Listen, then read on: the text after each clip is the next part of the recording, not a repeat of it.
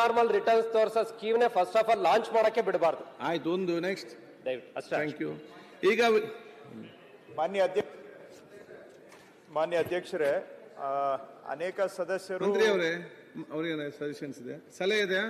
ಅಧ್ಯಕ್ಷರೇ, ಇದೇ ರೀತಿ ಮೈಕ್ರೋ ಫೈನಾನ್ಸ್ ಸಂಸ್ಥೆಗಳ ಮೇಲೂ ಕೂಡ ಈ ಕಾಯ್ದೆ ಹಿಡ್ತಾ ತರಬೇಕು. ನಮ್ಮ ಉದ್ದೇಶ ಏನಂತಾರೆ, ಹಳ್ಳಿಗಾಡಿನಲ್ಲಿ SHGಗಳಿಗೆ ಶೋಷಣೆ ಮಾಡ್ತಾ ಇರ್ತಕ್ಕಂಥ ಮೈಕ್ರೋ ಫೈನಾನ್ಸ್ ಸಂಸ್ಥೆಗಳು ಹಲವಾರು, ಕೆಲವು ದೊಡ್ಡವಿದ್ದಾವೆ, ಕೆಲವು ಅಲ್ಲಲ್ಲೇ ಒಂದೊಂದು ಜಿಲ್ಲೆಗೆ ತಾಲೂಕಿಗೆ ಹೊರಗಡೆಯಿಂದ ಬಂದು ಫೈನಾನ್ಸ್ ಮಾಡ್ತಾ ಇರ್ತಕ್ಕಂಥ ಸಂಸ್ಥೆಗಳು ಈ ಒಂದು SHGಗಳನ್ನ ದುಡಿಯೋದಕ್ಕೆ ಅವರ ಬಂಡವಾಳನ ದುರುಪಯೋಗನೂ ಪಡಿಸ್ಕೊಂಡು ಅವ್ರನ್ನ ಶೋಷಣೆ ಮಾಡ್ತಾ ಇರತಕ್ಕಂಥದ್ದು ದೊಡ್ಡ ಪಿಡುಗಾಗಿದೆ. ಅದ್ರ ಮೇಲೂ ಇದು ಹಿಡಿತ ಸಾಧಿಸಬೇಕು ಅನ್ನೋದು ಏನ್ ಮಾಡ್ಬೇಕು, ಸಲಹೆ ಕೊಡಿ ಅಧ್ಯಕ್ಷ. ಅವ್ರನ್ನೆಲ್ಲ ಕಡ್ಡಾಯವಾಗಿ ಯಾವುದೇ ಒಂದು ಲಂಗು ಲಗಾಮಿಲ್ಲ, ಅವ್ರಿಗೆ ಯಾವ ರೀತಿನಲ್ಲಿ ಇದೆ ಅಂತಂದ್ರೆ ಅವ್ರ ಮೇಲೆ ದೂರ್ ಕೊಡಕ್ಕೆ ಅದು ಯಾವ ಸಂಸ್ಥೆ ಅನ್ನೋದು ಗೊತ್ತಿಲ್ಲ.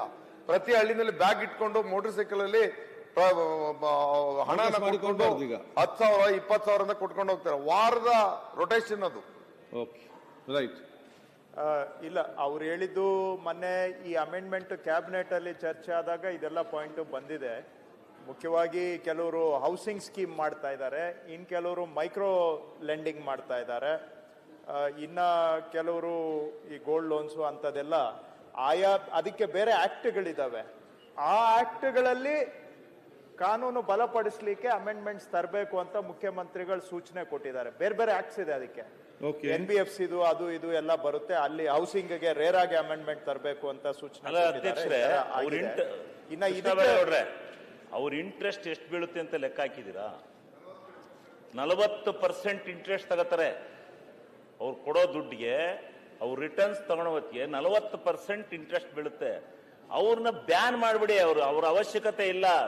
ಆ ಪಾಪ ಹೆಂಗಸರುಗಳಿಗೆ ಗೊತ್ತಿಲ್ದಲೇ ಸಾಲ ತೆಗೆದು ಮನೆ ಹಾಳು ಮಾಡ್ಕೊಂಡಿದ್ದಾರೆ, ಹೋಗ್ತಾ ಇದಾರೆ. ಅದರಿಂದ ದಯಮಾಡಿ ಅಂತ ಯಾವುದೇ ಫೈನಾನ್ಸಿನ ಸಂಸ್ಥೆಗಳನ್ನ ತೆರೆಯೋದಕ್ಕೆ ಬಿಡಬೇಡಿ, ರದ್ದು ಮಾಡಿ. ಅವರು ಈ ಫೈನಾನ್ಸ್ನರ ಅವಶ್ಯಕತೆ ಇಲ್ಲ. ಬಡವ್ರನ್ನ ಮತ್ತೆ ಬಡವರ ಇದಕ್ಕೆ ತೊಳ್ಳುವಂತ ಫೈನಾನ್ಸರ್ಸ್ ಅವರೆಲ್ಲ, ಅವರು ಬಡವ್ರನ್ನ ಉದ್ಧಾರ ಮಾಡಕ್ ಬಂದವರಲ್ಲ ಅವರು. ನಾನು ಈಗ ಮಾನ್ಯ ಇಬ್ಬರು ಸದಸ್ಯರಿಗೆ ಇಷ್ಟು ಸ್ಪಷ್ಟವಾಗಿ ಹೇಳಲಿಕ್ಕೆ ಬಯಸ್ತೇನೆ, ಆ ಚಟುವಟಿಕೆ ಈ ಕಾನೂನು ವ್ಯಾಪ್ತಿಗೆ ಬರೋದಿಲ್ಲ. ಆದ್ರೆ ಕೇಳಿಸ್ಕೊಳ್ಳಿ, ಆದ್ರೆ ನಾನು ಇವತ್ತೇನೆ ಹಣಕಾಸು ಇಲಾಖೆ ಅಪರ ಮುಖ್ಯ ಕಾರ್ಯದರ್ಶಿಗಳಿಗೆ ಸರ್ಕಾರದ ಪರವಾಗಿ ಇವತ್ತೇ ಸೂಚನೆ ಕೊಡ್ತೇನೆ. ಈ ಏನು ಮೈಕ್ರೋ ಫೈನಾನ್ಸ್ ಹೆಸರಿನಲ್ಲಿ ಸಹಾಯ ಮಾಡೋತಾ ಇರೋರು ಇದ್ದಾರೆ, ಜನರಿಗೆ ಸಹಾಯನೂ ಆಗ್ತಾ ಇದೆ. ಆದ್ರೆ ಮೈಕ್ರೋ ಫೈನಾನ್ಸ್ ಹೆಸರಿನಲ್ಲಿ ಜನರ ಶೋಷಣೆ ಆಗ್ತಾ ಇರುವಂತಹದ್ದು ಇದೆ, ಒಪ್ಕೊಳ್ತೇನೆ. ಈ ಶೋಷಣೆಯನ್ನ ತಡೆಗಟ್ಟೋದಿಕ್ಕೆ ತತ್ಸಂಬಂಧವಾದಂತ ಕಾನೂನಿಗೆ ಸರಿಯಾದಂತ ಬಲಪಡಿಸುವಂತ ತಿದ್ದುಪಡಿ ತರಲಿಕ್ಕೆ ನಾನು ಇವತ್ತೇ ಅವರಿಗೆ ಪ್ರಸ್ತಾವನೆ ತಯಾರು ಮಾಡಲಿಕ್ಕೆ ಸೂಚನೆಯನ್ನ ಕೊಡ್ತೇನೆ. ಅದು ಕೋಆಪರೇಷನ್ಗೆ ಬರುತ್ತಾ, ಫೈನಾನ್ಸ್ ಡಿಪಾರ್ಟ್ಮೆಂಟ್ಗೆ ಬರುತ್ತಾ, ಅದು ಅವ್ರಿಗೆ ನನಗೂ ಅಷ್ಟು ಕ್ಲಾರಿಟಿ ಇಲ್ಲ.